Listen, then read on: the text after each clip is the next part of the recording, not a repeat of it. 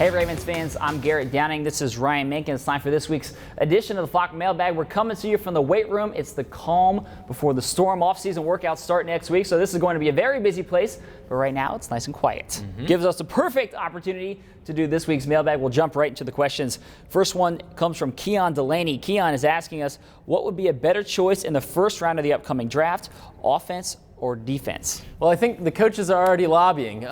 Cam Cameron came down into our office the other day and said, you know what, I'd really love an offensive player. And I'm actually going to have to agree with him. I think that really what Baltimore needs is that playmaker to take the next step on offense. They already have so many Pro Bowlers on the defensive side of the ball, and they have young talent from previous drafts stepping in for some of the guys they lost, guys like Paul Kruger, Pernell McPhee. So really, I look at it on offense and say a big wideout and maybe improvements on the offensive line would make a big difference for this team getting into the Super Bowl and winning it. Hey, you talk about the coaches. I'm sure if you ask a coach on the defensive side of the ball, they'd say we love more help. You can't have enough good players, and I think that's just the nature of coaching. Would love to add another great player on the defensive side of the ball in that first round. I think good defense is Baltimore Ravens football. They have a history of being one of the best defenses each and every year, and I think if you add another top-notch player, the coaches are always going to want more playmakers on their side of the ball, and I think that's not going to change anytime soon.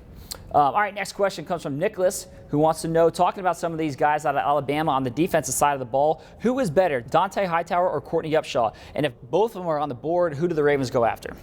I think they'd be happy to see either one of them on the board, and personally, I like both of them. I think they're both excellent players. Really, I'm going to have to go with Hightower, and the reason that I say that is I think he provides a little bit more versatility than Upshaw is. Even though Upshaw is a hybrid defensive end outside linebacker, I look at Hightower as being a guy who can play inside linebacker, he can play outside linebacker, fill some of that run stuffing role that Jarrett Johnson left, and he can even put his hand in the dirt. He just does a lot of things, and to me, the Ravens losing some pieces on the defensive side of the ball, Hightower could come in, fill some of those roles, learn a little bit, and really be a value pick down the road at inside linebacker when Ray Lewis is done. I think I'm going to disagree with you, a little bit more. I know, right? I like Upshaw. I like him a lot, and I think that, coming into this pre-draft process, he was a guy mentioned maybe as a top 10, top 15, definitely a top 20 pick. Now, some of these mock drafts have him sliding to the end of the first round, maybe even early into the second round. And to me, I ask why.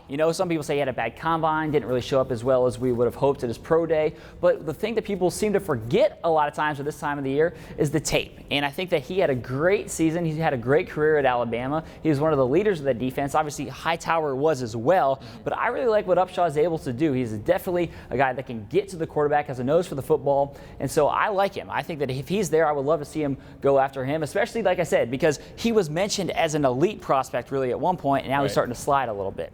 All right, third question is from Scott, talking about trading up. Why don't the Ravens trade up for one of these elite prospects, maybe in the top 10, top 15 range? Right. Well, the reason is that if you move up more than 10 spots, let's say they move to 19 or want to go to 18, that is a heavy, heavy investment. General Manager Ozzie Newsome said, really, when you're talking about that in the first round, you're giving up future first-round picks. And the Ravens don't like to give up any picks, let alone a first-round pick in future years. So that's the reason why they don't move up. And to me personally, how much difference is there really talent-wise, regardless of position, strip that away, just based on pure talent. How much difference is there between a guy that's at 15 and a guy at 25, and a guy at 25 and 29?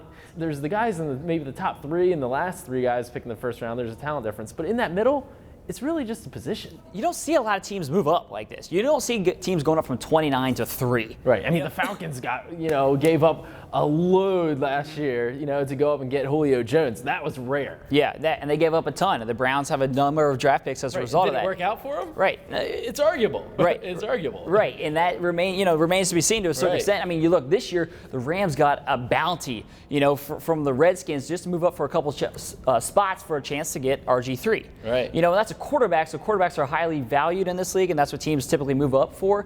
And that's what the Ravens, the only time they've ever given up a first-round pick is to get a quarterback, and that was Kyle Bowler. Right.